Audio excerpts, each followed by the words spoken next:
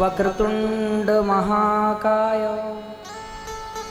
सूर्यकोटि समप्रभ निर्विघ्नं कुरु मे देव सर्वकार्येषु सर्वदा। गुरुर्ब्रह्मा गुरुर्विष्णुः गुरुर्देवो महेश्वरः गुरुर्साक्षात् परब्रह्म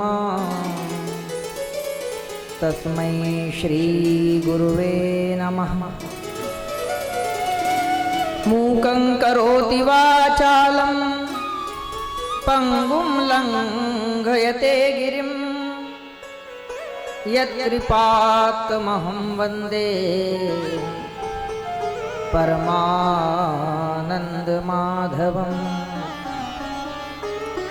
नारायणं नमस्कृत्य नरं चैव नरोत्तमं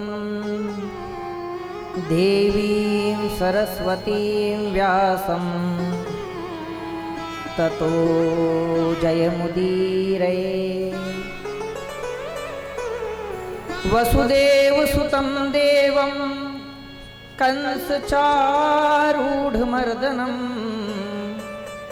देवकी परमानन्दं कृष्णं वन्दे जगद्गुरुं। कृष्णं नारायणं वन्दे कृष्णं वन्दे व्रजप्रियं कृष्णं द्वैपायनं वन्दे कृष्णं वन्दे प्रथासुतं। ध्यायेन् नित्यं महेशं रजतगिरिनिभं चारुचन्द्रावतंसं रत्नाकल्पोज्ज्वलांगं परशुमृगवरा भीतिहस्तं प्रसन्नं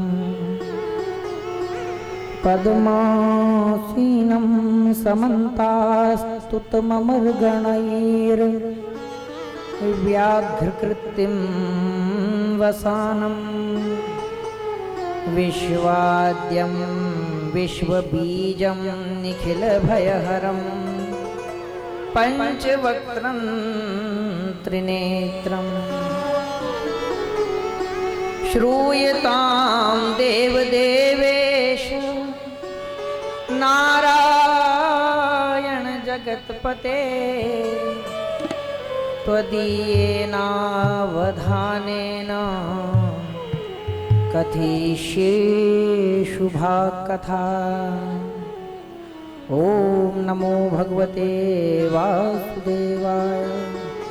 बोले गजानन गणपति महाराज की जगदम्ब मात की विश्वेश्वर भगवान की अन्नपूर्णा मैया की हनुमान जी महाराज की कुल भैरव महाराज की गंगा मैया की गोपाल कृष्ण भगवान की जय। श्रीमद्भागवत महापुराण की जय। नमः पार्वती पतये हर हर महादेव। आइए कथा में प्रवेश के पूर्व भगवान गणपति को मनाएं। पत राखो गौरी के लाल जी, पत राखो गौरी के लाल जी, हम तेरी शरण में आए। ओ हम तेरी गौरी के लाल जी, हम तेरी शरण में आए हैं। पत राखो गौरी के लाल जी, हम तेरी शरण में आए। हम तेरी शरण में आए हैं। ओ तेरी शरण में आए महाराजा, तेरी शरण में आई महाराजा। तेरी शरण में आए महाराजा पत राखो गौरी के लाल जी, हम तेरी शरण में आए। ओ पत राखो गौरी के लाल जी, हम तेरी शरण में आए।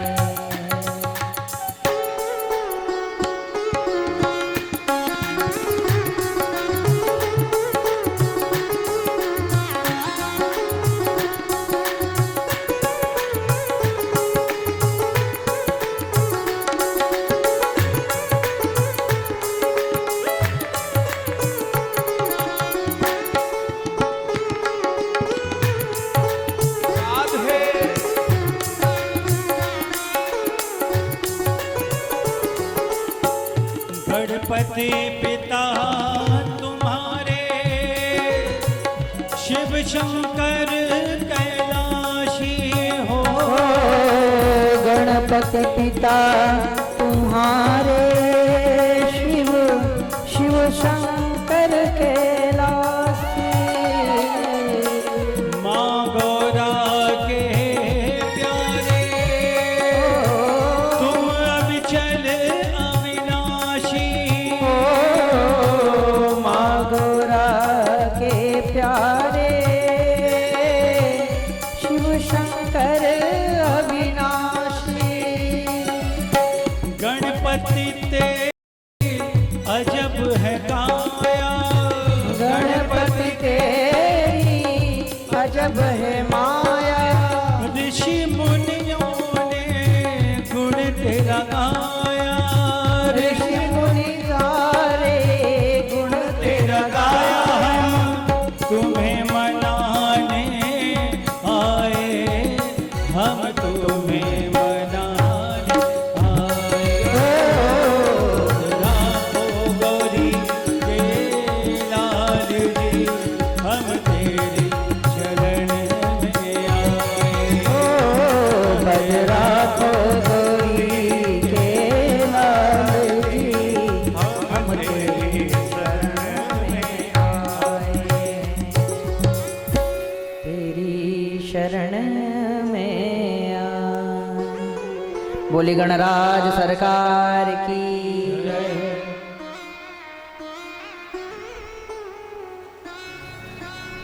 सभी भक्तजनों का स्वागत अभिनंदन। कथा के आज चतुर्थ दिवस का सभी को जय श्री कृष्णा हरि कृष्णा। हम लोग श्रीमद् भागवत के कथामृत रसास्वादन के लिए, उसमें ओतप्रोत होने के लिए,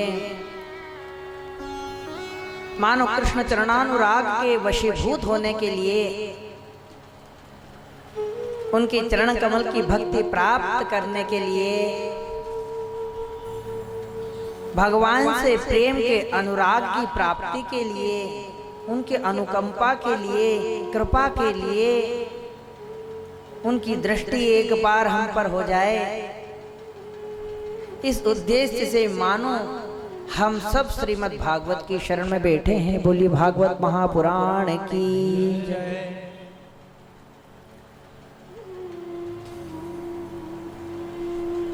सुखदेव जी महाराज परीक्षित को 7 दिवस में किस प्रकार से मोक्ष की प्राप्ति हो सकती है, उसका अनुसंधान करते हुए, उनकी शंकाओं का समाधान करते हुए, उनके प्रश्नों के उत्तर में श्रीमद् भागवत कथा उनको रसास्वादन करा रहे हैं। जो देवताओं के लिए भी दुर्लभ है, ऐसी कथा अमृत का पान परीक्षित जी महाराज श्रवण कर रहे हैं। और इधर 88,000 ऋषि श्री सूत जी महाराज को ब्रह्म तेज प्रदान करके श्रीमद् भागवत श्रवण कर रहे हैं। जो नारद जी ने सनक सनंदन सनातन और सनत कुमार के द्वारा भक्ति को, वैराग्य को कथा श्रवण कराई, वही श्रीमद् भागवत कथा का हम लोग उन्हीं अनेक अन्यान्य कथाओं के होने के कारण आज हम सब के लिए ये श्रीमद् भागवत सुलभ हो पाया है। और हम उसका रसास्वादन ले रहे हैं, कथा श्रवण कर रहे हैं। वास्तव में जीवनीय जो व्यथाएं हैं वो कथा से समाप्त होती हैं। हमारे जीवन की विडंबनाएं, हमारे जीवन का मार्ग प्रशस्त कोई करने का सामर्थ्य रखता है तो वो श्रीमद् भागवत महापुराण है। बोली भक्तवत्सल भगवान की, भागवत महापुराण की। इसलिए कल की कथा में आप सभी ने, भक्तों ने अपना मार्ग किस प्रकार से प्राप्त किया, किस प्रकार से आपने ध्रुव जी महाराज का प्रसंग श्रवण किया, प्रहलाद जी महाराज और हिरण्यकश्यप की कथा आप सभी ने प्रशस्त की, श्रवण की, दर्शन भी किए। वास्तव में सारी कथाएं, सारे प्रसंग हमको क्या शिक्षा देते हैं, इस पे क्या हमने विचार किया? ये कहते हैं कि आपके जीवन के मार्ग को आज ही प्रशस्त करो। हम कथा में बैठते समय तो बहुत बार सोचते हैं कि आज से मैं अपने जीवन का रास्ता बदल दूंगा, परंतु जैसे बारिश हो रही हो और कोई रेनकोट पहनकर चला जाए और वापस घर में आए तो आधा से ज्यादा सूखा का सूखा ही रहता है, वैसे ही मानो हम लोग जब यहाँ आकर विराजते हैं तो हम लोग संसार रूपी मन के प्रपंच के रूप में, संसार रूपी प्रपंच का रेनकोट धारण करके बैठ जाते हैं कथा। तो जब तक कथा चलती है तब तक तो लगता है खूब बारिश हो रही, खूब बारिश हो रही, खूब बारिश हो रही है, परंतु जब उठकर घर जाते हैं, वो घर में जाके जैसे ही हम लोगों को वहाँ की व्यवस्थाएं दिखाई देती है, वैसे ही कथा का सारा ज्ञान कथा में रह जाता है और फिर हम संसार में फंस जाते हैं। बोलिए भक्तवत्सल भगवान की। इसलिए मार्गदर्शन और मार्ग का प्रशस्तीकरण बहुत आवश्यक है। हम लोगों को एक कठिन मार्ग लगता है, लेकिन जो इस पे चलता है उसके लिए सुलभ हो जाता है। कभी कभी जो दिखाई देता है वो होता नहीं है, जो होता है वो दिखाई नहीं देता।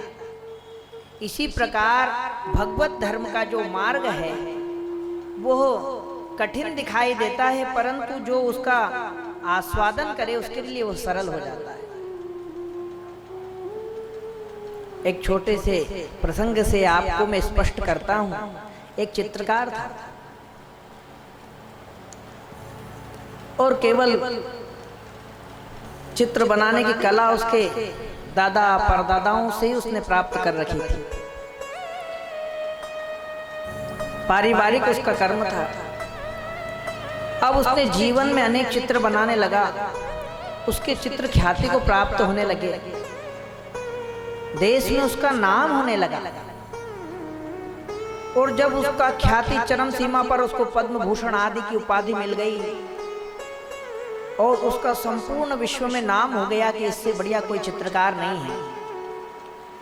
और उसने जीव की, वृक्ष की, मनुष्य की, किन्नर की, गंधर्व की, सबकी प्रतिमाएं बनाई, सबकी मूर्तियां बनाई, सबकी कलाकृति की। उसने अपने जीवन में एक अनुभव किया। अनुभव यह था, उसने कहा मैंने इतने सब बनाए, इसमें मुझे लगा कि जो मानव है, इस मानव में ही परमात्मा का वास है। जैसे स्वामी विवेकानंद से पूछा गया कि आपने भगवान को देखा है, तो उन्होंने कहा देखा है, मेरे सामने बैठा है। जो मुझसे पूछ रहा है कि क्या आपने भगवान को देखा है, यही मेरा भगवान है। मैं उस परम पिता परमेश्वर की सेवा करता हूं जिसको लोग मानव कहते हैं। ये शब्द थे स्वामी विवेकानंद जी के, कि मैं उस परम ब्रह्म की उपासना करता हूं जिसको लोग मानव कहते हैं। तो चित्रकार को लगा कि सारे संसार के जो मनुष्य हैं, इन मनुष्यों में ही भगवान है, इन मनुष्यों में ही देवता है।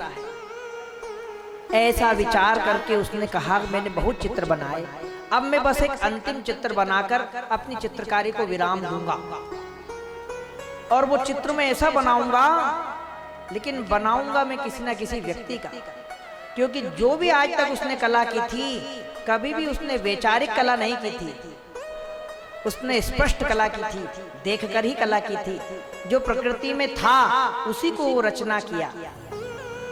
इसलिए उसने कहा मैं मनगढ़ंत नहीं बना सकता या केवल विचार में आने वाले की प्रतिमा नहीं बना सकता, मैं ऐसे व्यक्ति को ढूंढूंगा जिसकी प्रतिमा मैं बनाऊं और उसमें मुझे देवता प्रतीत हो।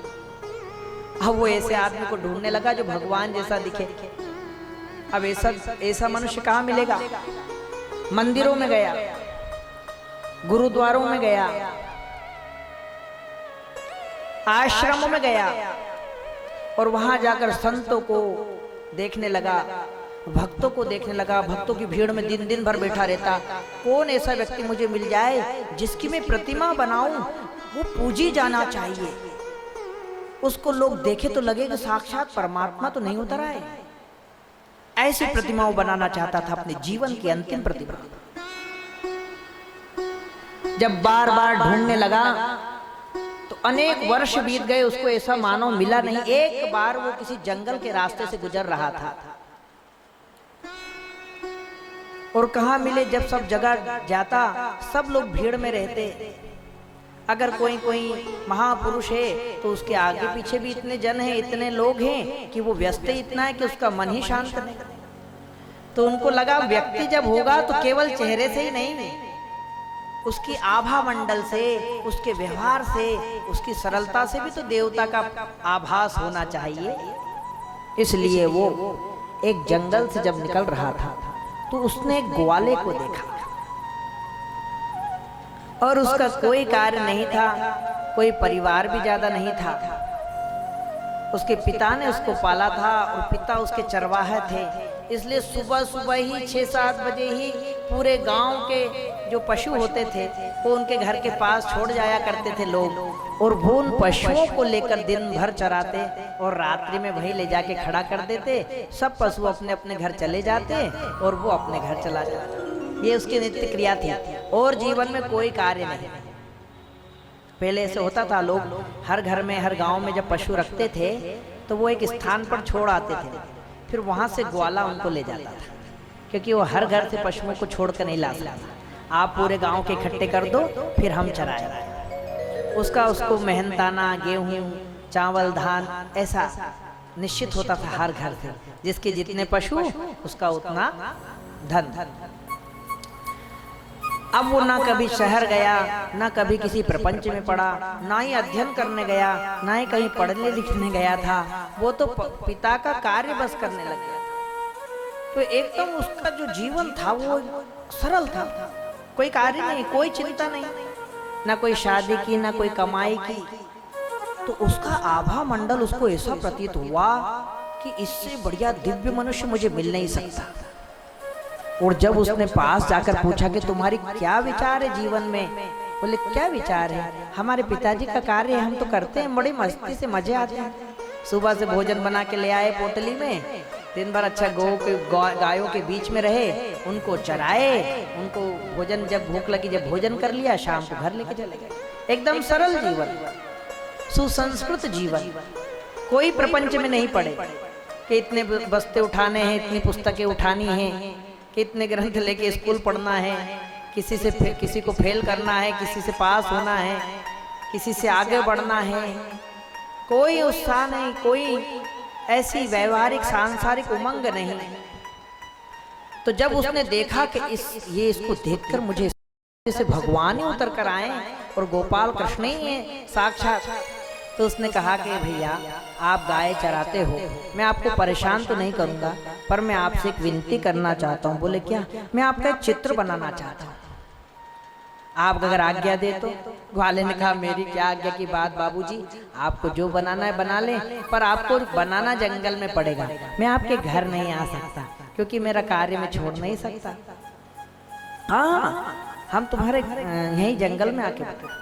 अब बेचारा चित्रकार रोज उस जंगल में अपना पूरा सामान लेकर जाता, उसका इंतजार करता। जब गायों को लेकर आता तो गायों को चरने छोड़ देता और चित्रकार उसकी चित्रते बनाता। उसी जंगल में प्रकृति के बीच में उसने मानो परमात्मा को पाया, ऐसा उसने चित्र बनाया। और चित्र बड़ा ही सुंदर, इतना दिव्य चित्र के देखकर ऐसा लगे कि सिर झुकाने की अनायास इच्छा हो जाए। चित्रकार ने अपने चित्र को जब पूर्ण किया तो वो स्वयं ही देखता रह गया, अरे ये तो परमात्मा की झलक इसमें से आती है, कैसा आभा मंडल है, कैसा सुंदर है। आहा हा, कोई मस्तिष्क पे कोई चिंता नहीं, किसी प्रकार का द्वेष नहीं, कोई राग नहीं, कोई उद्वेग नहीं। आनंद आ गया उसको। उसने जब उस चित्र को लाकर बाजार में दिया तो बाजार में जब वो बिकना शुरू हुआ तो इतना बिका कि हर घर में वो चित्र, और लगे कहाँ, भगवान की तस्वीरों के बगल में। लोग उसकी पूजा करने लगे, दीपक लगाते, अगरबत्ती लगाते, और उनको लगता कि साक्षात भगवान ही है। क्योंकि उसने ये थोड़ी इसमें लिखा था कि मैंने किसी मनुष्य का बनाया है, उसने तो देवत्व को छलकाया प्रकृति के बीच में, जो कि एकदम ओरिजिनल स्पष्ट चित्र था। अब वो जब घर घर में फैल गया, इतनी ख्याति हुई कि अनेकों पुरस्कार चित्रकार को मिले। उसके जवानी का वो चित्र होकर उसने चित्रकारिता बंद कर दी कि इस चित्र ने मुझे इतनी ख्याति दिला दी है, शायद मैं अब ऐसा कोई चित्र बना ना पाऊं तो मेरा मान सम्मान कम ना हो जाए। इससे अच्छा है कि मैं अपनी चित्रकारिता को यही विराम दे दूं। और उस चित्रकारिता ने उसके बाद कभी कोई चित्र नहीं बनाया। बहुत साल व्यतीत हो गए, जवानी से चित्रकार वृद्धावस्था में आ गया। अब वो बूढ़ा होने चला है। जवानी का ही चित्र इतना ख्याति कि आज तक भी घर घर में पूजा जा रहा है। वो चित्रकार मृत्यु के निकट आने ही वाला है। वृद्धावस्था में उसके मन में एक बार और विचार आया कि मैंने बड़ी मेहनत से इतना सुंदर चित्र बनाया, तो आज मेरे मन में विचार आता है कि जब मनुष्य में भगवान के दर्शन हो सकते हैं तो मनुष्य में तो राक्षस के भी दर्शन हो सकते हैं। मानव ही परमात्मा है और मानव ही प्रेत है, मानव ही सच्चा है और मानव ही झूठा। मानव में ही सत्यता है, मानव में ही असत्यता है। तो मैं एक चित्र और बनाऊं। उसकी अब वृद्धावस्था में ऐसी इच्छा हो। अनेक वर्ष बीत गए थे, मन में हलचल भी बहुत तेज थी, उत्सुकता भी बहुत तेज थी। लगा ढूंढने, निकला। अब ऐसा व्यक्ति कहाँ मिलेगा? तो वो जेलों में गए। ऐसा लगना चाहिए कि अनेक हजारों वर्षों की यातना इसी को प्राप्त है, ऐसा राक्षस स्वरूप। क्योंकि देवता भी मनुष्य में और राक्षस भी मनुष्य में है। बोले भक्तवत्सल भगवान की। उस वृद्धावस्था में धीरे धीरे चलते हुए कहीं जाता बैठता, जेलों में जेलरों को पैसा देकर, पैसा उसको सब जानते तो थे, प्रसिद्ध था। और वो जेलों में ढूंढने लगा ऐसे आदमी। जब अनेक जेलों में वो घूमा तब एक जेल में उसको एक ऐसा कुरूप आदमी दिखा, ऐसा मुष्टंडा, ऊंचा तगड़ा, एकदम उसके मुंह पर हजारों चिन्हों के निशान, जगह जगह कहीं तलवार का चिन्ह है, कहीं बाण का चिन्ह है, कहीं चाकू का चिन्ह है, कहीं नाक हल्की कट रही है, तिरछी हो रही है, आंखें बड़ी बड़ी विकराल। केस तो ऐसे गए जैसे सालों से स्नान नहीं किया है तो जटाएं राक्षस जैसी हो गई हैं बिल्कुल। ना नाखून कटे हैं, ना बाल कटे हैं। आए थे बड़ी बड़ी करीली दाढ़ी, मूछे बड़ी बड़ी, ऐसी उसका स्वरूप देखा तो एकदम से तो चित्रकार डर गया। ऐसा राक्षस आदमी मैंने कभी नहीं देखा। और उसके मन में आया कि इससे ज्यादा विकराल पुरुष मुझे मिलेगा नहीं। इसलिए उसने जेलर से सेटिंग करी, बात करी कि मुझे जो है चित्र बनाना। बोले आप उसकी भी जिसका बनाना है उससे पूछना पड़ेगा। भैया मुझे डर लगता है, आप पूछो। जेलर ने जाकर उससे पूछा कोई व्यक्ति है तुम्हारा चित्र बनाना चाहता है। असल में उसको कारावास हुआ था और आजीवन कैद की सजा। और तो और कुछ समय बाद उसको फांसी होने वाली। तो उसने कहा मैं तो मृत्यु के निकट आ गया हूँ, अब कोई मेरा कुछ बनाए, जो बनाना है बना ले, क्योंकि कुछ समय कुछ दिन के बाद तो मेरे को फांसी होने वाली। 23 लोगों की हत्या का उसके ऊपर जो मुकदमा था, 23 हत्याएं वो कर चुका था। ऐसा विकराल महापुरुष, राक्षस पुरुष, उससे पूछकर चित्रकार को कहा कि भैया तुम बना तो सकते हो, लेकिन इसको आजीवन कारावास का दंड मिला है और कुछ समय बाद इसकी फांसी की सजा भी निश्चित होने वाली है, तो इसलिए तुमको यहीं आकर ही जेल में ही इसका चित्र बनाना पड़ेगा। बोले ठीक है, हम वृद्ध तो हो ही गए, हम तो जेल में ही रहेंगे, यहीं बनाएंगे। अब वो अपना दिनचर्या का और चित्रकारिता का सामान लेकर यहीं आ गया। अब केवल कुछ देर के लिए उसको छोड़ देते थे, बाकी वो बंधा रहता था। इतना विकराल था, सबको डर लगता था। 10-20 को तो इधर उधर ऐसे फेंक दे, सब पुष्टंडा एकदम विकराल। उसको थोड़ी देर छोड़ देते थे, छोड़ के वो खड़ा रहता था। चित्रकार बूढ़े हाथों से धीरे धीरे चित्र बनाने लगा। पहले की अपेक्षा उसको 2 गुना समय लगा चित्र बनाने में, और उसने चित्र बनाकर जब परिपूर्ण किया और चित्र बनाया तो वो चित्र की दृष्टि से बहुत सुंदर चित्र था। इतना सुंदर, जेल में बैठा बैठा बूढ़े हाथों से रोज चित्र बनाता। आखिर में जब वो चित्र परिपूर्ण हुआ तो वो तो चित्रकार था, वो अपनी दृष्टि लगाता था, उसकी दृष्टि से वो भी बहुत सुंदर चित्रकारिता बनी। उसको देखकर बच्चे डर जाएं, भोजन ना करे, ऐसा चित्र बना। उसको देखकर लोग सोचे कि अरे बाप रे, कोई प्रेत भी होता है। कभी किसी ने प्रेत देखा नहीं होगा, ऐसा मानुषी प्रेत उसने बनाया। अब उसके मन में हुआ आज मेरा चित्र परिपूर्ण हो गया है, और क्यों ना मैं इस चित्र को चित्र की दृष्टि से अपने पुराने चित्र से मिलाऊं। जल्दी से घर गया, घर से अपना भगवान वाला चित्र उठा के, क्योंकि परमात्मा का चित्र था, परमेश्वर जिसका पूजन सारे संसार में हो रहा है, ऐसे चित्र को वो लेकर आया और लाकर उसने अपने चित्र के बगल में रखा, और दोनों में चित्रकारिता की दृष्टि से अंतर देखने लगा कि ज्यादा सुंदर कौन बना, जवानी के हाथ का बना कि बुढ़ापे का हाथ का बना। उसने तो इधर चित्र लाकर रखा ही था, इतने में जिसका चित्र बना रहा था वो फूट फूट कर रोने लग गया। उसकी आंखों से नेत्र से धारा बहने लगी। अरे भाई, तुम क्यों मायूस होते हो? तुमको लग रहा है कि मैंने इतना सुंदर चित्र लाकर तुम्हारे चित्र के बगल में रख दिया।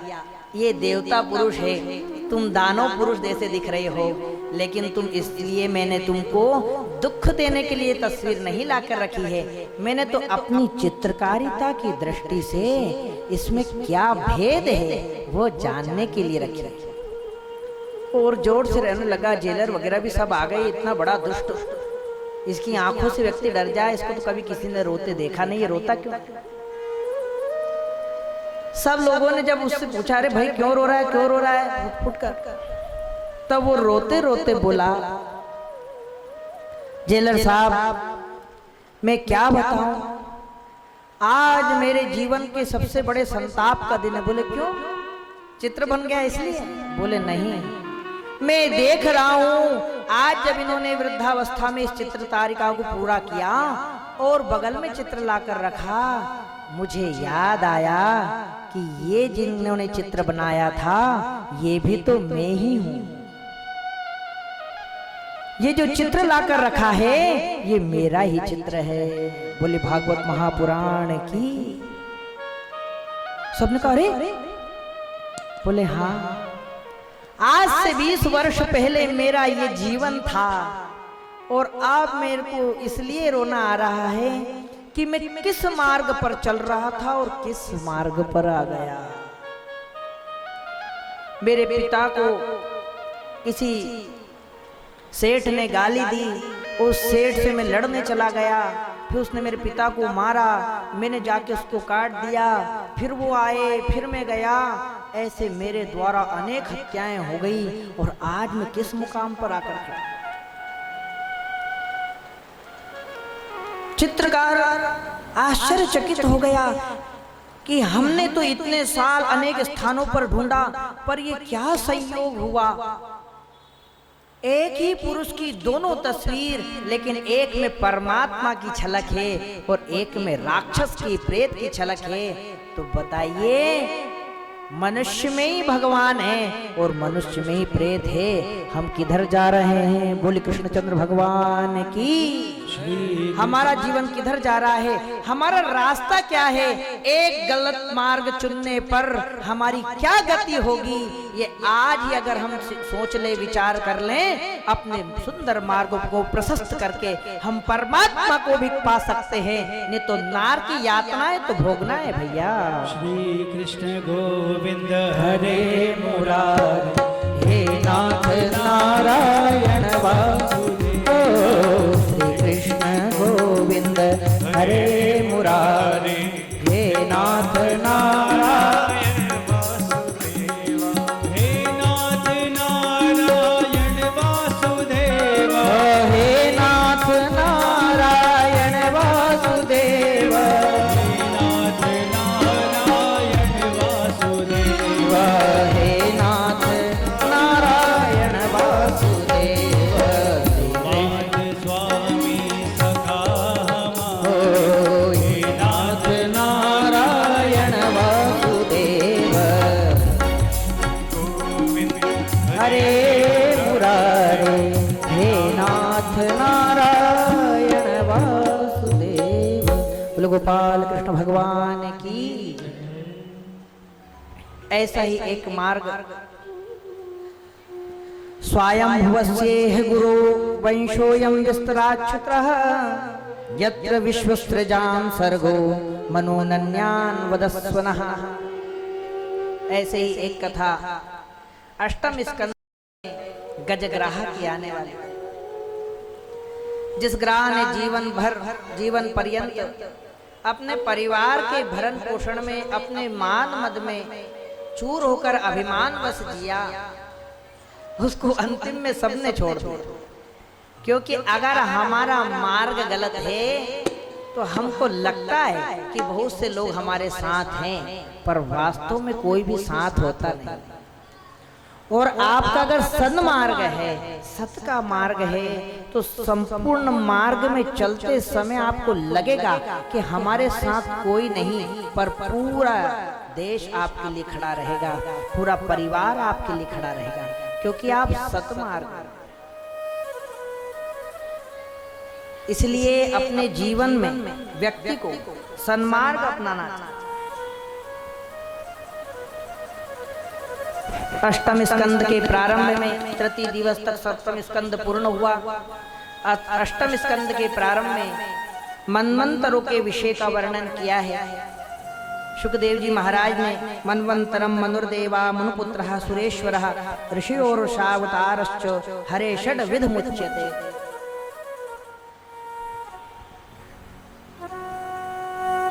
ध्रुव महाराज कथा में आपने उत्तानपाद और प्रियव्रत का चरित्र श्रवण किया।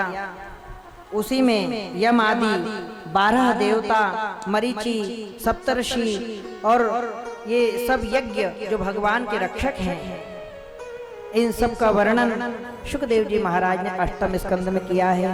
बादरायण एतत्ते श्रोतुमिच्छामहे वयम हरिर्यथा गजपतिम ग्राहग्रस्त ममुमुचत। प्रश्न पूछा, भगवान का हरि अवतार, यह परमात्मा का हरि अवतार जिसने गज की ग्राह से मुक्ति की।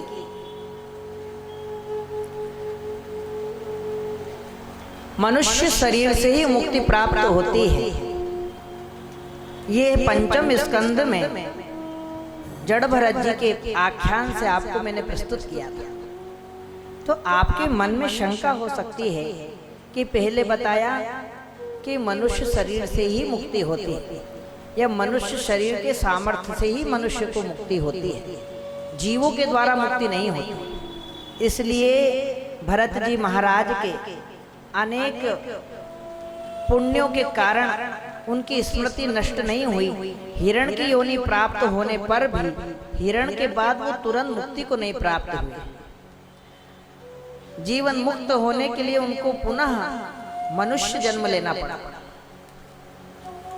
और फिर से मनुष्य योनि में आए, और जब मनुष्य योनि के बाद उनकी देहांत हुआ तो परमात्मा के धाम। वैसे उनके ऐसा आख्यान है नहीं, भवाटवी के वर्णन के बाद उनका वर्णन नहीं है, पर वो जीवन मुक्त संत है।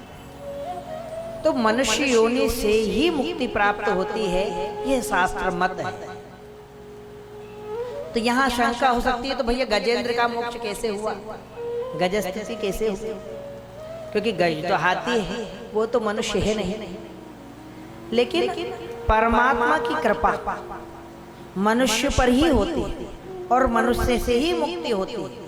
परंतु अगर मनुष्य में मुक्ति के साधन का मार्ग तय हो चुका है, किसी एक आध दोष के कारण हमको शापित होना पड़ जाए या वो दोष लग जाए, तो केवल उस दोष को समाप्त करने के लिए हमको या उस शाप के कारण हमको किसी न किसी योनि का सहारा लेना पड़ सकता है। परंतु उस गज की, गजेंद्र की मुक्ति का साधन उसका गज शरीर नहीं था।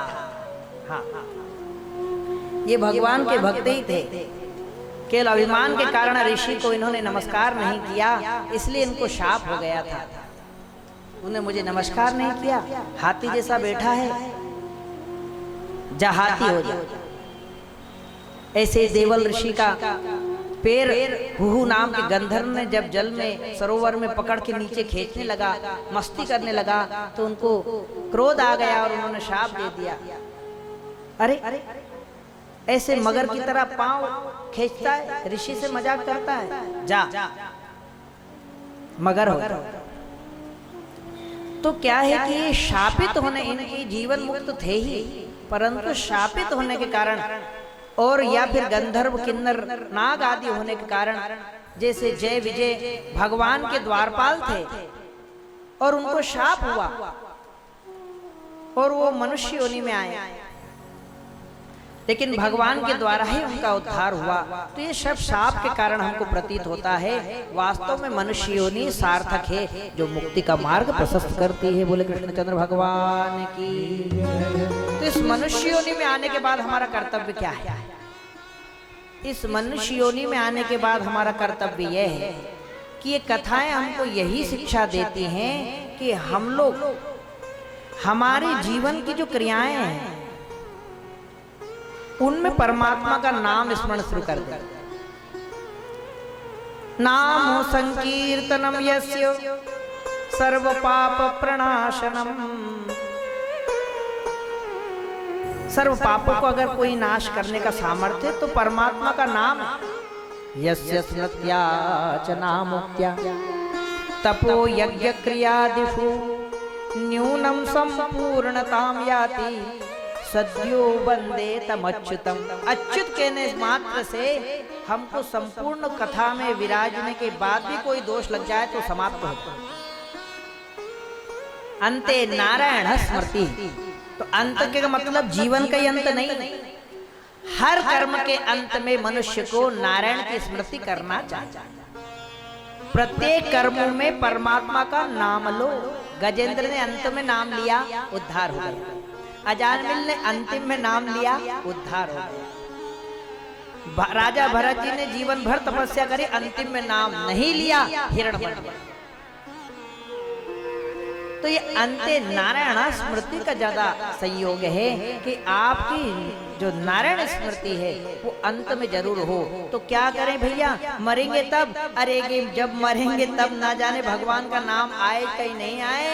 आप नित्य की क्रियाओं में भगवान का नाम स्मरण करना शुरू करिए। कोई कहे गोविंदा, कोई कहे गोविंद, कोई गोपाला। कोई कहे गोविंद, कोई गोपाला। मैं तो कहूँ सावरिया बांसुरी वाला। मैं तो कहूँ सावरिया बांसुरी वाला। कोई कहे गोविंदा, कोई गोपाला। कोई कहे गोविंद, कोई गोपाला। मैं तो कहूँ सावरिया बांसुरी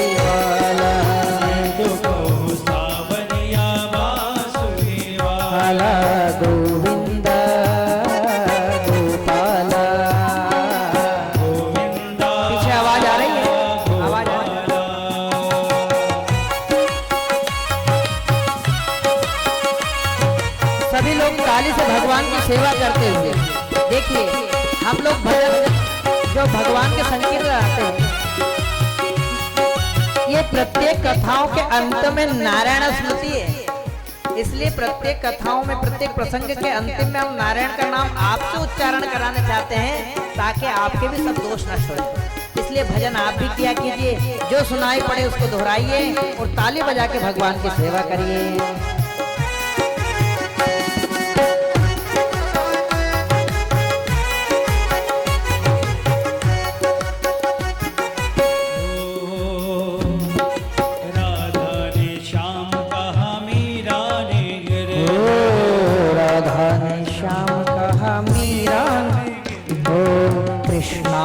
कृष्ण कहा कुब जाने नटवर, कृष्ण कहा कुब जाने नटवर। ग्वालों ने पुकारा, ग्वालों ने पुकारा कह कर के ग्वाला, ग्वालों ने पुकारा कह कर के ग्वाला। अरे मैं तो कहूँ सांवरिया बांसुरी वाला, सांवरिया बांसुरी वाला। ओ गोविंदा गोपाला, गोविंदा गोपाला।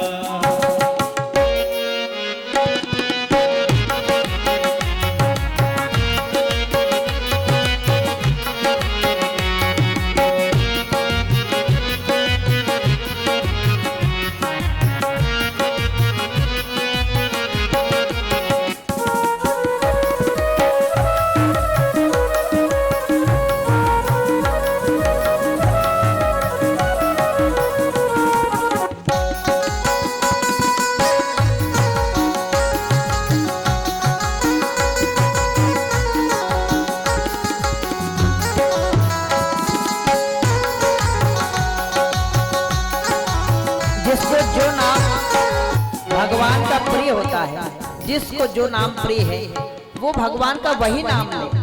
कभी शंका मत करो कि मैं तो शिव।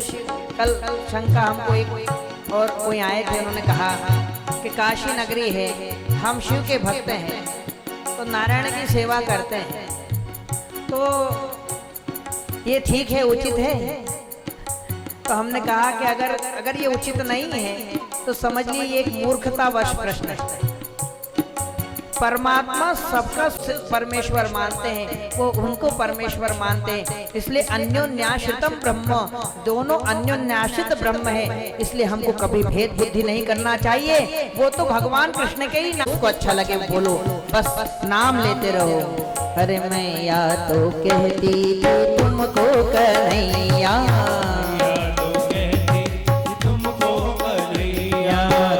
श्याम कहते थे बलराम भैया, श्याम कहते थे बलराम भैया। तो सूर्य की आंखों के,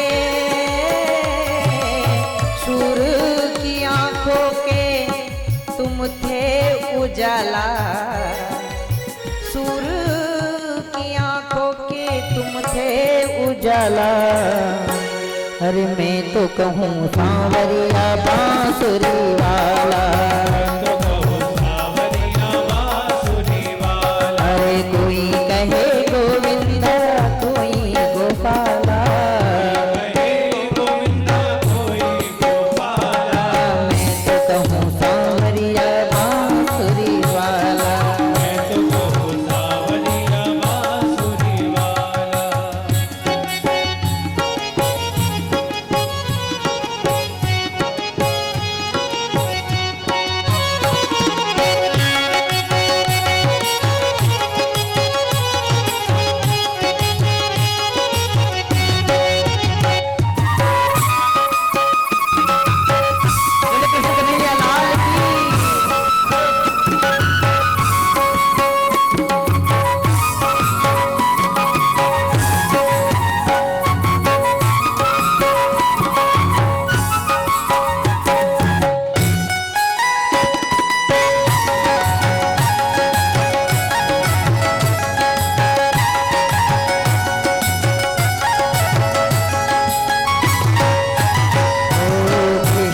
के बनवारी अर्जुन के मोहन, भीष्म के बनवारी अर्जुन के मोहन। भीष्म उनको बनवारी कह के बुलाते थे और अर्जुन कहते थे ए मोहन, ए मेरे मित्र प्यारे मोहन। हाँ, भीष्म के बनवारी अर्जुन के मोहन, के बनवारी अर्जुन के मोहन। अरे छलिया ही कहकर बुलाता दुर्योधन, कहकर बुलाता दुर्योधन। दुर्योधन ने अपने हिसाब से नाम रख लिया, अरे छलिया है, कपटी है, दुष्ट है। हाँ, भगवान का नाम लेते, चाहे मैंने कल भी बताया, आप द्वेष से लो, राग से लो, प्रेम से लो, ये महत्व नहीं रखता कि आपकी भावना कैसी। आपका तो संबंध होना चाहिए। आप मित्र का नहीं बना सकते तो शत्रु का बना लो, परंतु परमात्मा का नाम लो। हाँ, भीष्म के बनवारी अर्जुन के मोहन, के बनवारी अर्जुन के मोहन। हो छलिया ही कह करके बोला दुर्योधन, कहकर के बोला दुर्योधन। और कंस तो कहता था, कंस तो कहता था जल कर के काला, कंस तो कहता था जल कर के काला, रे मैं तो कहूँ सांवरिया बांसुरी वाला। सावरिया बांसुरी वाला। जय जय कोई कहे गोविंदा, कोई गोपाला, कोई कहे गोविंदा, कोई गोपाला। अरे मैं तो कहूँ सांवरिया बांसुरी वाला। सावरिया बांसुरी वाला।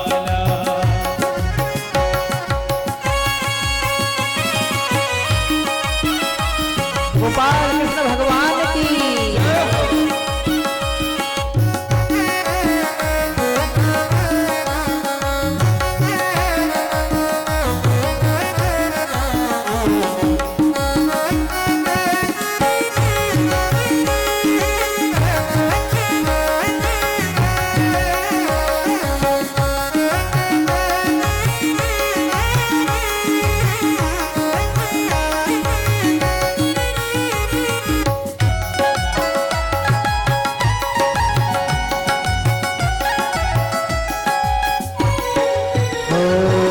अच्युत युधिष्ठिर और उद्धव के माधव, अच्युत युधिष्ठिर, उद्धव के माधव। हो अच्युत युधिष्ठिर के उद्धव के माधव, युधिष्ठिर के उद्धव के माधव। हो भक्तों के भगवान संतों के केशव, भक्तों के भगवान संतों के केशव। और मानव सब भजते हैं,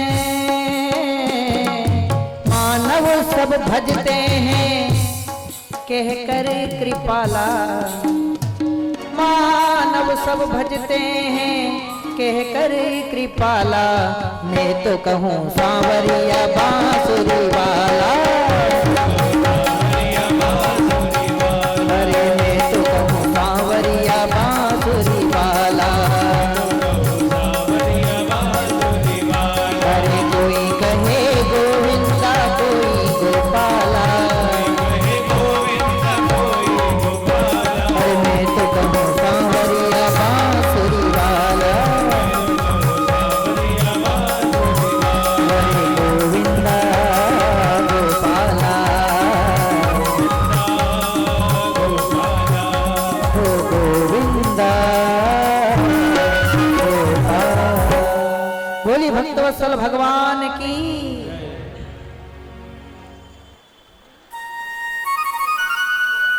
गजेंद्र और ग्राह के युद्ध का, क्योंकि कथा आगे बढ़ाना है, आज राजा बलि का भी जो है यज्ञ है,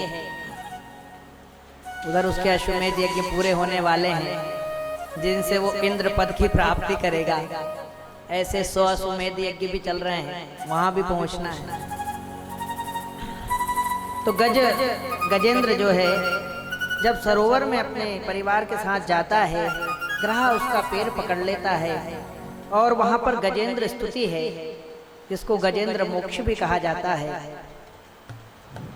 जिस किसी मृत्यु को अनेक पीड़ाओं से ग्रसित हो, वो इस स्तोत्र का अगर पाठ करे तो उसके शरीर के रोग समाप्त हो जाते हैं। और कोई ऐसे व्यक्ति हो जाते हैं जो बहुत दिनों से मृत्यु सैया पर है पर मृत्यु नहीं हुई, मृत सैया पर पड़े 2-2, 3-3, 4-4 वर्ष हो गए, मलमूत्र भी वो वहीं छोड़ रहे हैं, भोजन भी वही कर रहे हैं, आस भी सब समाप्त हो चुकी है, शरीर भी काम नहीं कर रहा है, तो उसको हमारे शास्त्र में बहुत अच्छा नहीं बताया है, क्योंकि वो प्रायश्चित भोगना है। तो उसके प्रायश्चित जल्दी से समाप्त हो जाए और या तो वो स्वस्थ हो जाए या फिर परमात्मा के धाम चला जाए, ये दोनों रास्ते उसके लिए होते।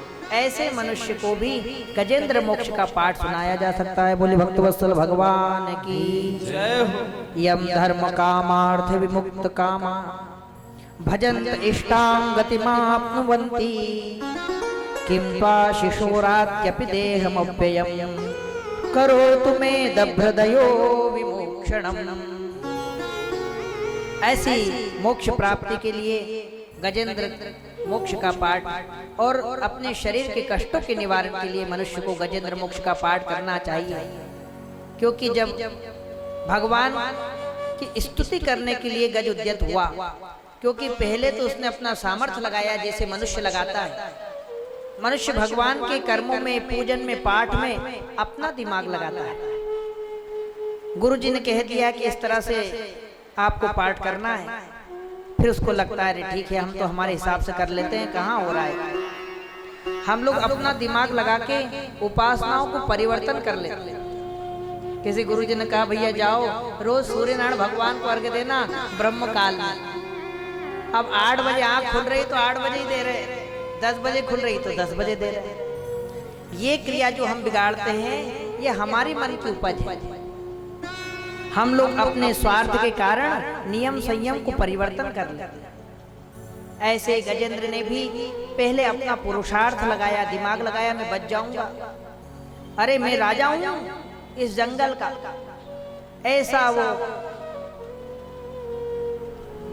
ऐसा वो गज सारे परिवार को निमंत्रण देने लगा बचाने के लिए, परंतु पत्नियां चली गईं, बच्चे चले गए। अरे स्वामी आप तो कितने दिनों से इसमें फंसे हो, हम सबने आपको निकालने का बहुत प्रयत्न किया पर आप निकल ही नहीं पा रहे हो, तो आपके लिए कब तक बैठेंगे, हमको भूख लगी है, प्यास लगी।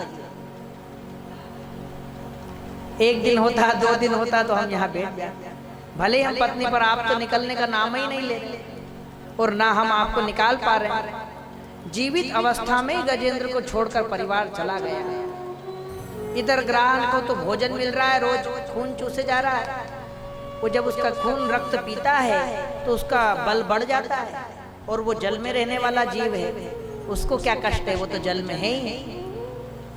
इसलिए उसका बल बढ़ता गया और गजेंद्र का बल क्षीण होता गया। तिल भर सूंड रही जल बाहर, तब हरि नाम पुकार आया। पहले बहुत भारी स्तुति की, लेकिन संपूर्ण स्तुति में किसी भी देवता का नाम नहीं। स्वाभिमान या अभिमान वश कोई भी देवता उसको बचाने आया नहीं कि स्तुति तो करता है पर हमको नाम लेके बुलाए तो हम जाएं, भैया नहीं तो नहीं जाएं। तो भगवान हरि ने सोचा कि संसार में जो भी कण कण मात्र में है वही विष्णु है। विष्णु का अर्थ होता है व्याप्तो वही विष्णु हूं, जो प्रत्येक स्थान में व्याप्त है वही विष्णु। इसलिए चाहे वो कंकर पत्थर जो भी नाम है संसार में सब भगवान के नाम। इसलिए अकामः सर्व कामो वा मोक्ष कामोदारधि तीव्रेण भक्ति योगेन यजेत पुरुष परम। यहाँ भी भगवान का नाम नहीं कहा, उस परम पुरुष। अब परम पुरुष कौन? सभी देवताओं में जो वशीभूत है, सभी देवताओं का जो ब्रह्म तेज है वही परम पुरुष है। इसलिए केवल उसका नाम मात्र स्मरण करने मात्र से भले उसका नाम मत लो, क्योंकि भगवान के दोनों स्वरूप है, एक निराकार ब्रह्म एक साकार ब्रह्म। तो नाम लेते तो साकार ब्रह्म दौड़े आते और निराकार परम परिपूर्ण ब्रह्म भगवान है। अतः उन्होंने बिना विचारे ही कि इसने नाम लिया चाहे नहीं लिया, अगर अब इसकी सूंड अंदर चली गई तो अब ये मृत्यु में देरी नहीं करेगा। आखिर में उसमें जब परम पुरुष परमात्मा को याद किया, सोन्तः सरस्वरुबलेन गृहीत आर्तो दृष्ट्वा गरुत्मति हरिं ख उपात चक्रम उक्षिप्य संभुजगरं गिरमाह कृच्छ्रान् नारायणाखिल गिरो भगवन् नमस्ते। जब चराचर अखिल गुरु जगत नारायण नाम उसने उच्चारण किया, हरि का नाम लिया, वैसे ही भगवान नंगे पैर ही मानो उन्होंने अपने वाहन गरुड़ को भी साथ में नहीं लिया। कहा अगर तुमको मैं कहूंगा तो तुम स्वाभिमान से कहोगे अच्छा जल्दी जाना है तो हमारी पीठ पर बैठो, हम अभी पहुंचाते। तो भगवान ने गरुड़ का सहारा भी छोड़कर नंगे पांव स्वयं ही वहां पर उपस्थित होकर और तिल भर जो सून बाहर रही थी उसी को पकड़कर और गजेंद्र को जल से बाहर निकाल लिया। और गजेंद्र के साथ ही पैर को पकड़ा हुआ ग्राह भी ऊपर आ गया और भगवान ने अपने सुदर्शन चक्र से उस ग्राह का शरीर दो भागों में कर दिया। बोले कृष्णचंद्र भगवान की, हरि अवतार की। गरुड़ छोड़ नंगे ही पाँव पधारे, ओ गरुड़ छोड़ नंगे ही पाँव पधारे। हरि कृष्ण गोविंद मोहन मुरारे, हरे कृष्ण गोविंद मोहन मुरारे। यही नाम मुख में हो हरदम हमारे, यही नाम मुख में हो हरदम हमारे। हरे कृष्ण गोविंद मोहन मुरारे, हरे कृष्ण गोविंद मोहन मुरारे। हरे कृष्ण गोविंद मोहन मुरारे। हरे कृष्ण गोविंद मोहन मुरारे। सरोवर में गजग्राह की थी लड़ाई, सरोवर में गजग्राह की थी लड़ाई। गजराज की शक्ति कुछ काम आई, न गजराज की शक्ति कुछ काम आई। कहीं से मदद उसने जब कुछ न पाई, ओ कहीं से मदद उसने जब कुछ न पाई। दुखी हो के आवाज हरि को लगाई, ओ दुखी हो के आवाज हरि को लगाई। गरुड़ छोड़ नंगे ही पाँव पधारे, ओ गरुड़ छोड़ नंगे ही पाँव पधारे। हरे कृष्ण गोविंद मोहन मुरारे, हरे कृष्ण गोविंद मोहन मुरारे। यही नाम मुख में हो हरदम हमारे, यही नाम मुख में हो हरदम हमारे। कृष्ण गोविंद मोहन मुरारे, हरे कृष्ण गोविंद मोहन मुरारे। हरे कृष्ण गोविंद मोहन मुरारे। बोले गोपाल कृष्ण भगवान की। परमात्मा ने उसकी रक्षा की, ऐसी सबकी रक्षा करे। भगवान हमको भी मृत्यु के मुख में से जाने से बचाए, यही हमारी परमात्मा से प्रार्थना है। ऐसे ही पूर्व जन्म के द्रविड़ प्रांत के पांडे देश के राजा इंद्रद्युम्न जिनका नाम था, ऐसे गज योनि में जाने के कारण ऋषि का अपमान करने के कारण इनको गज योनि प्राप्त हुई थी। और इधर हु नाम के गंधर्व की मैंने आपको चर्चा की। आगे रेवत और चाक्षुष मनवंतर का वर्णन है। फिर इधर राजा बलि का उपक्रम है। शुक्राचार्य जी के द्वारा इंद्र के मान के मर्दन के लिए देवासुर संग्राम की प्रस्तुति है। देवताओं के असुरों से संधि और समुद्र मंथन के लिए उद्योग का उपक्रम आया है, जिसमें भगवती माँ लक्ष्मी का प्रादुर्भाव हुआ है और भगवान विष्णु का विवाह माँ लक्ष्मी से हुआ। अष्टम स्कंद के अष्टम अध्याय के अष्टम श्लोक में माता लक्ष्मी का प्रादुर्भाव होता है। शुक्राचार्य जी के पास मृत संजीवनी विद्या है, उस विद्या से वो रक्षा करते हैं देवताओं की।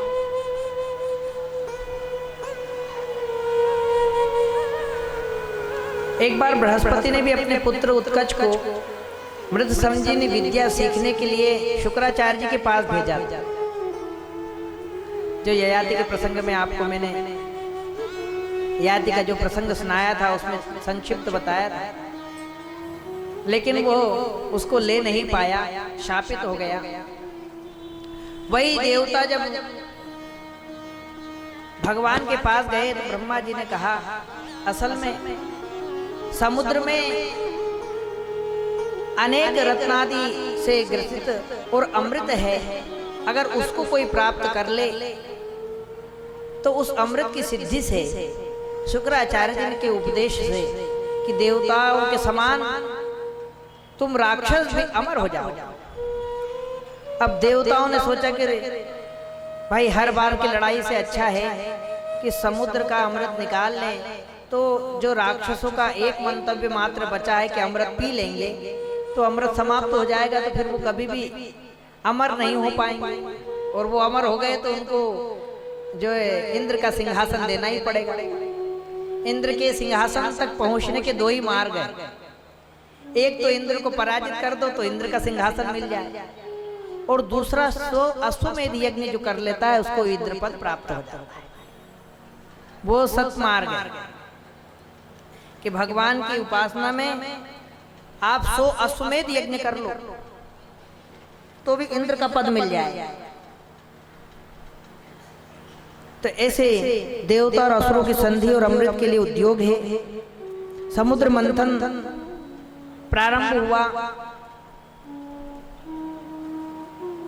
मंदराचल आदि की स्तुति हुई, भगवान का कश्यप अवतार का वर्णन है। भूमि कूर्म अनंतः, ऐसे भगवान कूर्म बनकर और मंदराचल को धारण करके समुद्र मंथन में सहयोग किया। न गृह्णीमो वयम पुच्छमहे रंग मंगलम, मंगल रूप में समुद्र मंथन प्रारंभ हुआ। देवासुर संग्राम की संधि के बाद जो समुद्र मंथन होता है, वैसे ही समुद्र मंथन हमारे मन में भी है। इसलिए हमारे अनुष्ठानों में पुण्यवाचन का विधान बनाया है। ये पुण्यवाचन भी आपके शरीर का मंथन करता है समुद्र मंथन की तरह, और जब शरीर का मंथन होता है तो इसमें से पुण्य और पाप दोनों निकलकर भागते हैं। पुण्य और पाप जब दोनों निकलकर भागते हैं तो ब्राह्मण मंत्र शक्ति से पाप को बाहर प्रायश्चित के रूप में त्याज्य करवा देता है, और अभिषेक के रूप में पुनः जजमान के शरीर के अंदर पुण्य को प्रवेश करा देता है। वही समुद्र मंथन है। जैसे समुद्र में विष भी है और अमृत भी है, तो हमारे शरीर के अंदर पाप भी और पुण्य भी। तो श्रीमद् भागवत कहती है कि आप अपने शरीर के विचार का मंथन करो और भागवत आदि का सहारा लेकर, भगवान के हरि नाम संकीर्तन का सहारा लेकर पाप और पुण्य को पृथक करो, और परमात्मा ही शक्ति से, नाम रूपी शक्ति से पाप आपका अगर नष्ट हो जाएगा। और जैसे ही पाप आपका नष्ट होगा आप पुण्यात्मा हो जाएंगे, पुण्यवान हो जाएंगे, और जैसे ही पुण्यवान होंगे वैसे भगवान की कृपा आपके ऊपर बनेगी और आप सन्मार्ग पर लग जाएंगे। बोले कृष्णचंद्र भगवान की, बाके बिहारी लाल की। तो आगे यदा सुधा न जाए तो निर्ममंथा जित स्वयं, अमृत के पूर्व ही जब विष निकला तो हाहाकार मच गया और सारे लोग घबराए। अब क्या करें? उस विष का तो केवल गंध मात्र जो उसमें से निकलने वाला, उस पदार्थ का जो धुआं मात्र था, उससे ही लोग मृत्यु को प्राप्त हो जाए, ऐसा वो विष, विकराल विष जब समुद्र से अमृत के पहले निकल गया। 14 रत्न समुद्र के द्वारा प्राप्त हुए देवताओं को, ऋषियों को, उनमें जब विष निकला तो सबने कहा कि इस संसार में अगर कोई विष धारण करने का सामर्थ्य रखता है तो वो विश्वनाथ है, और उसकी शरण में चलना चाहिए। जो दीनों के नाथ, जो संपूर्ण जगत के नाथ है, परमपिता परमेश्वर महादेव की शरण जाना चाहिए। वही हमको भगवान शिव ही विष से बचा सकते हैं। आइए हम सब लोग भगवान शिव की शरण में चले।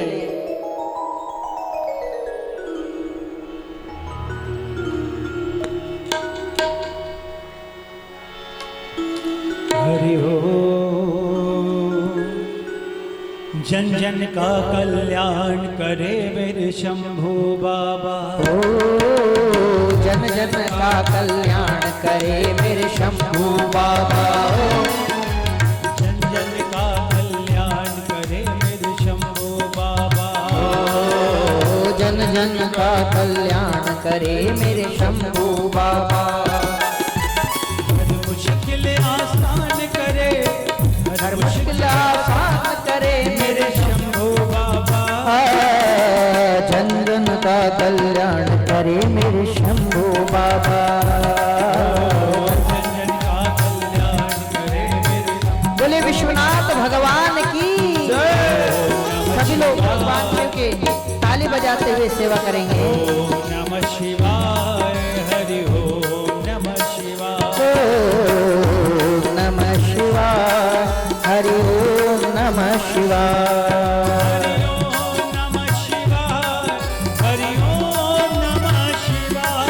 हरि ओम नमः शिवाय। हरि ओम नमः शिवाय। हरि ओम नमः शिवाय। हरि ओम नमः शिवाय। हरि ओम नमः शिवाय। हरि ओम नमः शिवाय।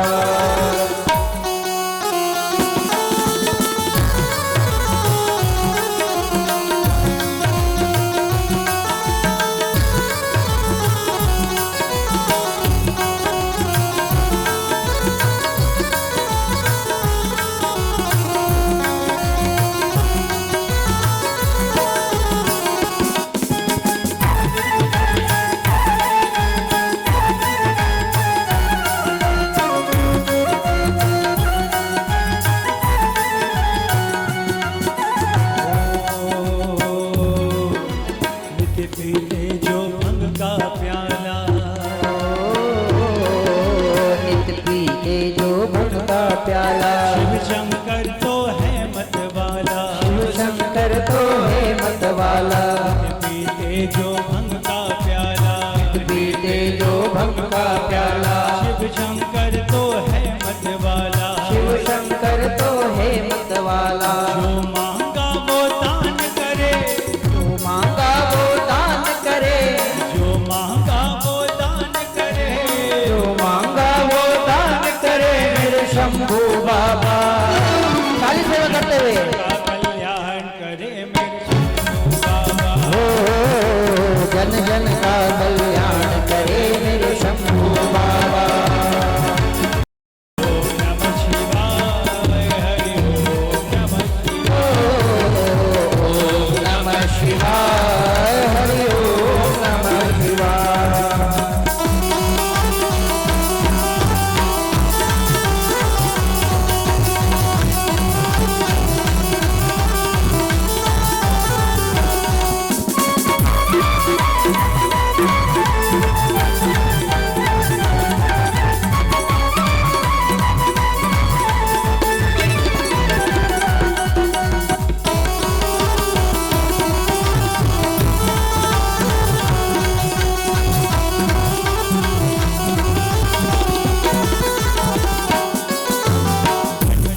हुए को भक्तों को अमृत पिलवाए।